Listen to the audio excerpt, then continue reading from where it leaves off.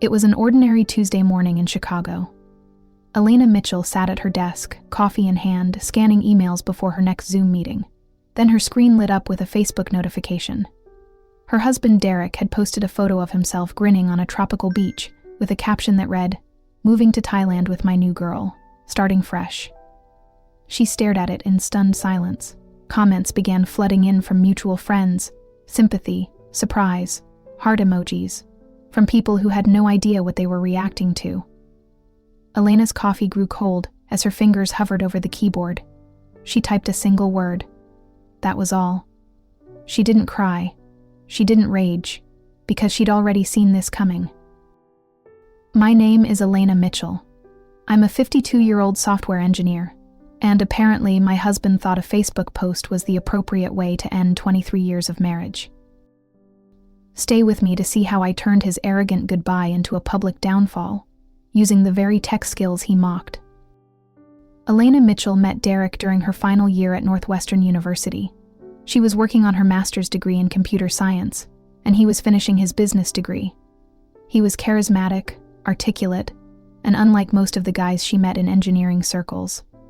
Derek could talk about books, politics, even make her laugh after long nights debugging code. They met at a charity fundraiser and spent the entire evening talking about everything from artificial intelligence to their shared dream of owning a Victorian home in Chicago. Within a year, they were married. The early years were filled with hope and quiet joy.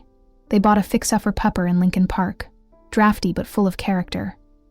Elena landed a job at a small but rapidly growing tech firm, while Derek worked his way up at a construction management company. They talked about starting a family. Elena got pregnant, but the pregnancy ended in miscarriage. It was devastating. Afterward, they never seriously revisited the idea. They buried the grief, and with it, the possibility of children. Instead, they poured themselves into their careers. At first, Derek was supportive. He'd bring Elena coffee during her late-night coding marathons, listen to her talk about new projects, and even brag about her accomplishments to their friends. But that started to shift when her career began to eclipse his. When Elena was promoted to lead engineer, her salary surpassed Derek's for the first time. He joked at the time, "Guess it pays to be a woman in tech these days." She laughed it off, thinking it was just awkward pride, not resentment. But those jokes became more frequent and sharper. He'd call her meetings nerd powwows, or scoff when she explained systems integration.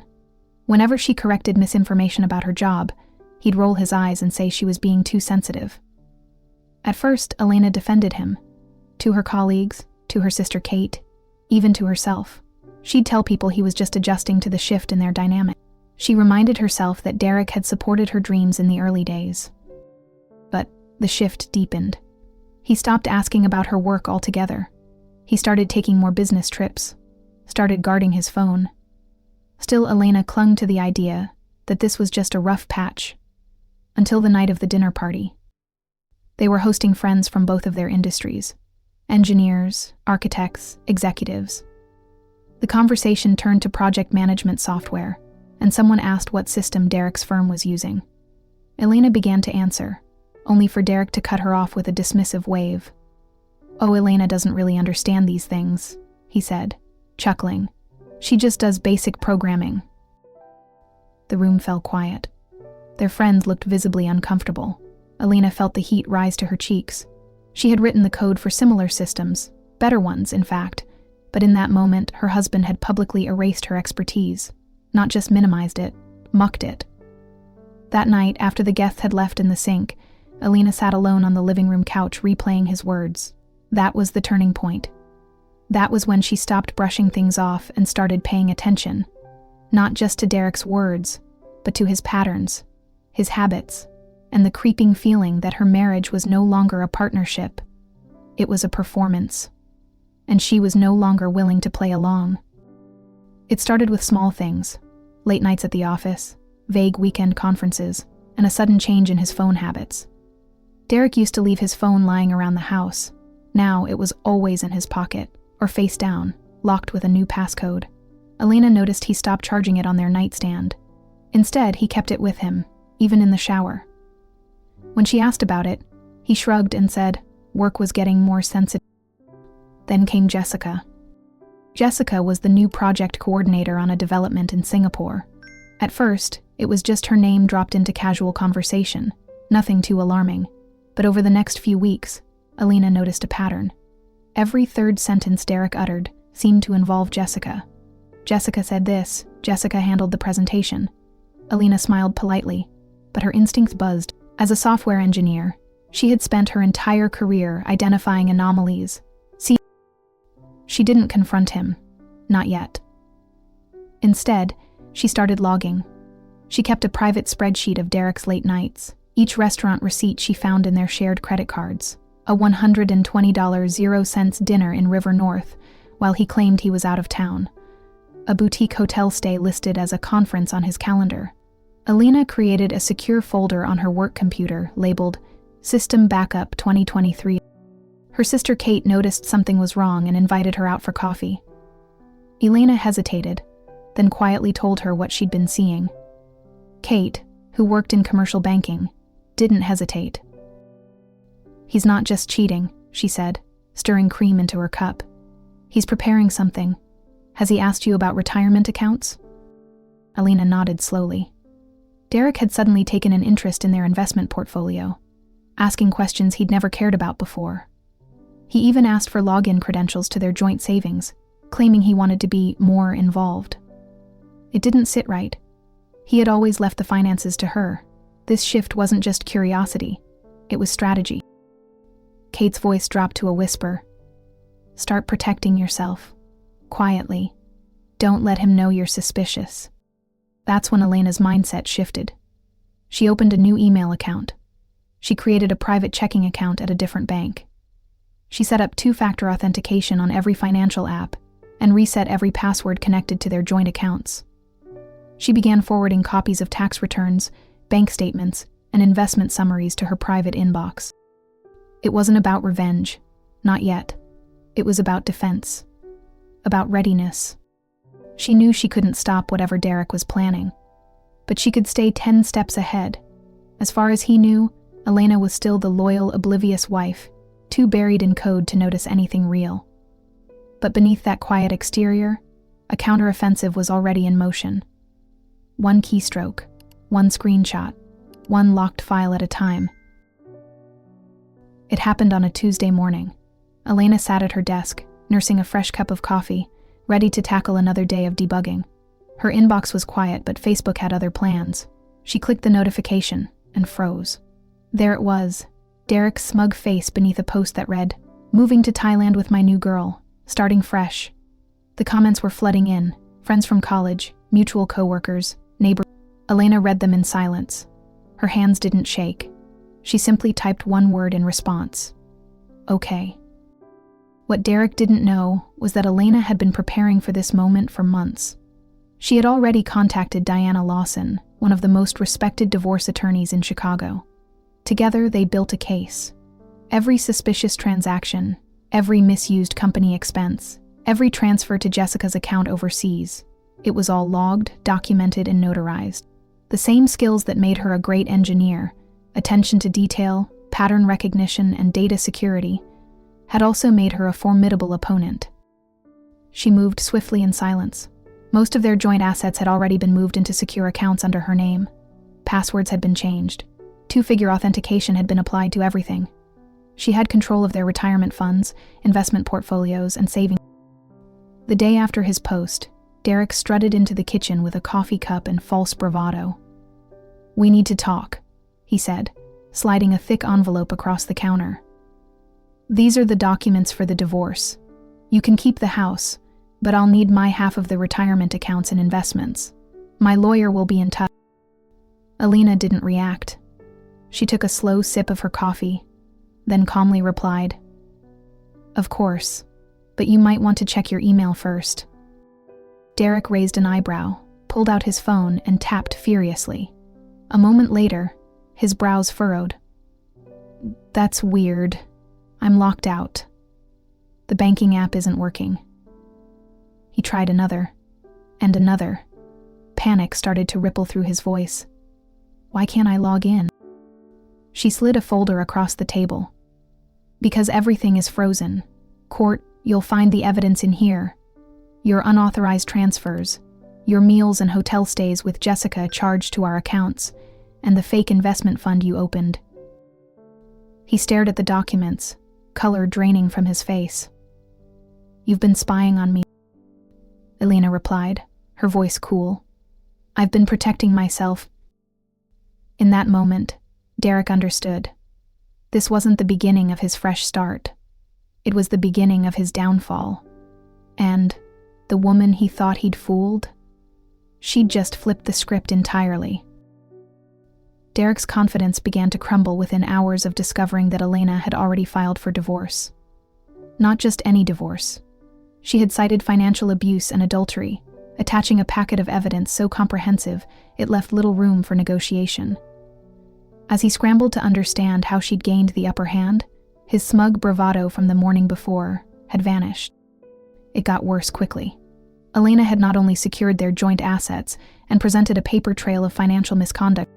Within 72 hours, Derek was called into a closed-door meeting. His access badge was deactivated, and he was placed on immediate administrative leave, pending an internal investigation. Word spread fast through his company and their professional network. The man who once ridiculed Elena's career was now being undone by her mastery of digital forensics. Meanwhile, Jessica vanished. Elena learned through a discreet tip that Jessica had been married to someone else in Singapore the entire time. Once her identity and Derek's misuse of company funds were exposed, she deleted her social media accounts, blocked Derek on every platform, and disappeared from his life entirely. Derek's spiral accelerated. He began calling Elena repeatedly. At first, he yelled, accusing her of sabotage. "You've ruined my life," he shouted in one voicemail. "I'll make you regret this." In the next message, his tone softened into desperation. "Elena, please. I made a mistake. I love you. We can fix this." Elena didn't respond. She forwarded every voicemail, every email, and every text to Diana. Her lawyer archived them as part of a growing case file that included verbal threats, admissions of guilt, and evidence of Derek's emotional manipulation. Kate stayed with Elena during the worst of it, reminding her to stay focused and calm. "He's unraveling," Kate said as they listened to Derek's fourth voicemail in a day. "And you're holding the thread." Elena didn't gloat. She didn't lash out. She maintained her routine, her calm, her dignity. Her strength wasn't in destroying Derek. It was in refusing to be destroyed by him. She knew that every angry message, every panicked call, was one more piece of proof for the court. And deep down, she suspected Derek knew it too. The final blow came just 2 weeks after Derek's Facebook post. His company concluded their investigation and terminated him immediately. But they didn't stop there. They filed a criminal complaint for embezzlement. Years of skimming project funds and falsifying expense reports had caught up with him. Elena was in Diana's office when the news broke. She simply nodded. "Still want that fresh start in Thailand?" Diana asked dryly. Elena smiled faintly. Derek had written his betrayal into the public domain, but it was Elena who had turned it into justice, quiet, meticulous, and devastatingly complete. Derek's downfall accelerated the moment his own attorney received the complete digital file from Diana, Elena's lawyer. It was an airtight compilation of data: account statements, timestamp strategy, copies of expense reports flagged for falsification, and the damning evidence of personal transfers to Jessica's account in Singapore. The attorney, once cocky and dismissive, called Derek into his office, reviewed the documents, and reportedly told him, "You didn't just cheat on your wife. You committed career suicide." The next day, Derek's attorney filed a motion to withdraw from the case. He didn't want his name attached to a sinking ship. Elena, meanwhile, had remained composed throughout the process. Her digital forensics work had been meticulous. For months, she had quietly copied, organized, and cloud backup Derek had lazily assumed she'd never find. Each time he sent money to Jessica or billed a date night as a business dinner, he left a breadcrumb behind. Elena found everyone. When the court hearing began, Derek looked like a shadow of his former self. His once tailored suits had been replaced by an ill-fitting jacket, and the confident smirk he wore at their anniversary dinners was gone. He tried to present himself as misunderstanding a husband who'd made a mistake, a man suffering from midlife confusion. He told the judge that Elena had overreacted, that things just got out of hand, and that they could have handled things amicably. Elena didn't need to say much. Diana presented the evidence. Bank statements aligned with travel receipts. Screenshots of messages between Derek and Jessica, complete with timestamps and device IP logs. His company's formal complaint of embezzlement. Elena had anticipated every defense and countered each with cold, digital precision. The judge's demeanor shifted visibly as the evidence was laid out. By the end of the presentation, there was no room left for Derek's pleas. His financial manipulation had been deliberate. His actions were not mistakes. They were premeditated choices. When the ruling came, Elena was granted the house. The court upheld the emergency injunction on the joint assets, and she retained full control of their retirement funds. The judge cited Derek's pattern of deception and financial abuse as the primary justification. Elena walked out of that courtroom not only with legal victory, but with her integrity intact. Derek, on the other hand, left in silence, his head down, his options dwindling. He was now jobless, under criminal investigation, and without access to most of his assets. His social circle had grown quiet. Friends who once laughed at his jokes now distanced themselves, unwilling to be caught in the fallout of his collapse. Elena's power didn't come from revenge. It came from preparedness. She hadn't shouted or made a scene. She hadn't stooped to his level. She let the facts speak for her. She let the truth carry its own weight. In a world that had often dismissed her because of her quiet demeanor and tech-suckle-focused mind, Elena had turned the very tools she was mocked for into weapons of justice. After the ruling, Diana turned to her with a smile. "That was masterclass work, Elena. You didn't just win. You dominated." Elena nodded, allowing herself a quiet breath of satisfaction. She had never been the dramatic type. She didn't want chaos or vengeance. What she wanted was respect. And after 23 years of being underestimated, belittled, and sidelined, she had finally reclaimed it. In the days following the hearing, Derek tried to contact her again. He sent emails, left voicemails, even showed up outside the courthouse one afternoon, claiming he wanted closure.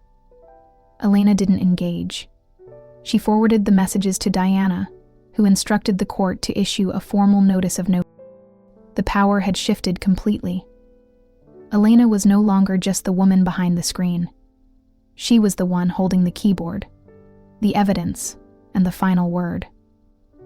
And Derek, once so sure that he could disappear into the sunset with someone younger and clueless, now had to answer to the woman he had tried to discard. He had written his betrayal into the public record. Elena had written her power into the law. Derek's grand idea of a fresh start began unraveling faster than he could book a flight. His company, now armed with the forensic evidence Elena had quietly compiled, launched a full-scale internal investigation. Their findings were worse than expected.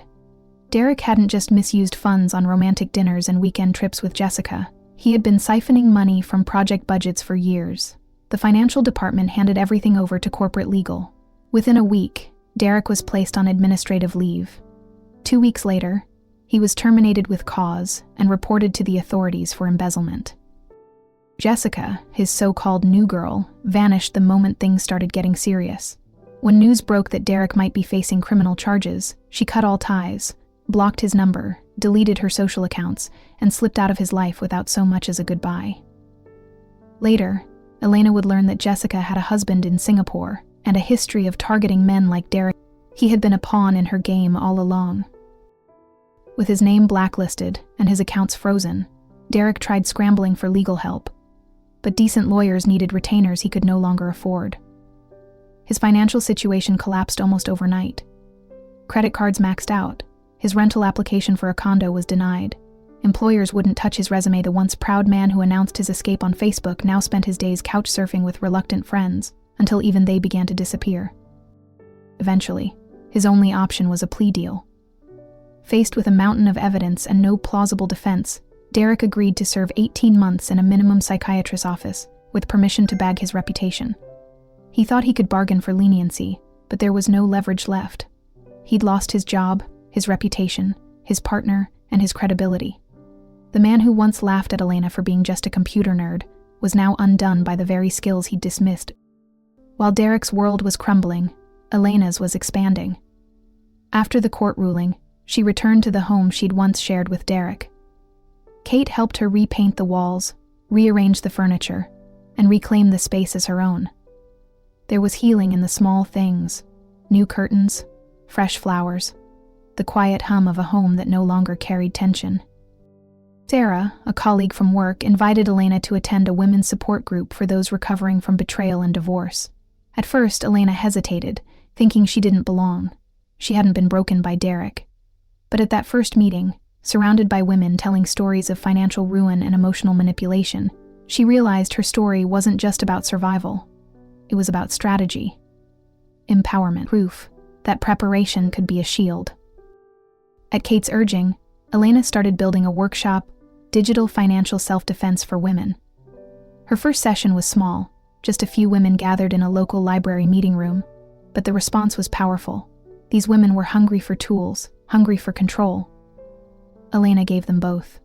She taught them how to track financial movements, protect digital identities, and recognize red flags before it was too late. Word spread quickly. Divorce attorneys began referring clients to her. Women's groups invited her to speak. What started as a simple act of sharing her story became a growing movement. Elena wasn't just recovering, she was rebuilding, with purpose. Derek had sought a fresh start in Thailand, but Elena found hers right at home, surrounded by strong women, supported by the very community he once mocked. His arrogance became her fuel, his downfall became her rise.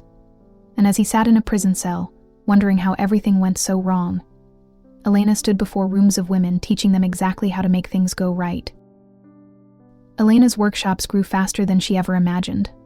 What started in a small community center with a few folding chairs and a whiteboard quickly turned into standing room-only sessions in libraries, colleges, and women's advocacy centers. Her background in software engineering gave her a unique edge. She wasn't just offering comfort, she was offering tangible, actionable steps women could take to protect themselves financially and digitally. Word traveled through divorce attorney offices and financial planners who began referring clients directly to her. Diana, her former attorney, even offered pro bono support for women who attended Elena's sessions and needed legal backup. Elena structured her sessions to walk women through the basics of digital asset protection, setting up 2i5 finance authentication, securing email accounts, backing up vital financial documents, monitoring joint accounts, and recognizing digital manipulation. Her stories resonated. Real-world examples of how she'd tracked Derek's affair, frozen their joint assets, and built an airtight legal case against him. She wasn't speaking as a theorist. She was living proof that preparation could mean the difference between devastation and control. Requests began pouring in for guest lectures and keynotes. Women's business groups, tech conferences, and nonprofit organizations wanted her voice. She found herself mentoring younger women in tech, not just on career skills, but on financial independence and safeguarding personal boundaries. Every time she stepped up to speak, she carried not just her story, but the stories of the women she had helped. Their thank you notes lined her home office walls, reminders that something beautiful had come from her pain.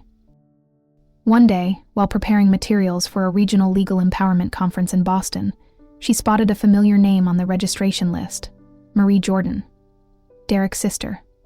Elena hadn't seen her since the divorce. Marie had always been more reserved than the rest of Derek's family, distant but never unkind. When the session ended, Marie approached Elena with misty eyes and a hesitant smile. "I didn't know it was you until you started telling your story," Marie said, voice soft but steady. "I always knew my brother could be selfish, but I never imagined he would try to destroy you like that. I just wanted you to know, I'm proud of what you've done. You didn't let him define you. You used what he did to build something powerful." The words caught Elena off guard. She'd received praise before, letters, messages, even media attention, but hearing that acknowledgement from someone connected to Derek felt like a full-circle moment.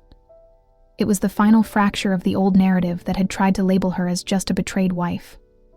She wasn't his victim. She was her own champion. By the time she returned home that evening, she no longer saw herself through the lens of what she had endured.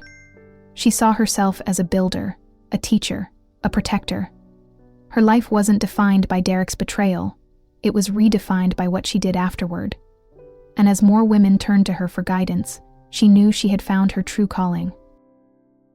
Elena sat at her desk, bathed in the soft morning light pouring through the window of what used to be her home office, and was now her official workshop headquarters. Framed thank you notes covered the walls. Her inbox pinged with a new message. She opened it and read the words slowly. "You saved my future. I was days away from signing papers that would have left me with nothing. Because of your workshop, I uncovered hidden assets and stood my ground. Thank you." Elena let the words sink in. It had been a year since Derek's Facebook post tried to reduce their 23-year marriage to a self-gratulatory sentence about a fresh start. But here she was, surrounded not by bitterness, but by empowerment. Her final divorce decree lay beside the advance copy of her book, Digital Breadcrumbs, A Woman's Guide to Financial Self-Defense. She reached for her mug, took a sip, and glanced once more at both documents. The divorce decree marked an ending. The book marked a beginning. Derek had wanted a fresh start in Thailand, fueled by lies and stolen funds. He got prison and silence. Elena, on the other hand, had built something real, something earned. She didn't need revenge. She had results. She had peace. And most importantly, she had purpose. Every woman she helped reminded her that knowledge wasn't just power, it was protection. And that protection could spark a revolution. Elena smiled softly. Derek wanted to start over. So did she. The difference? She actually did.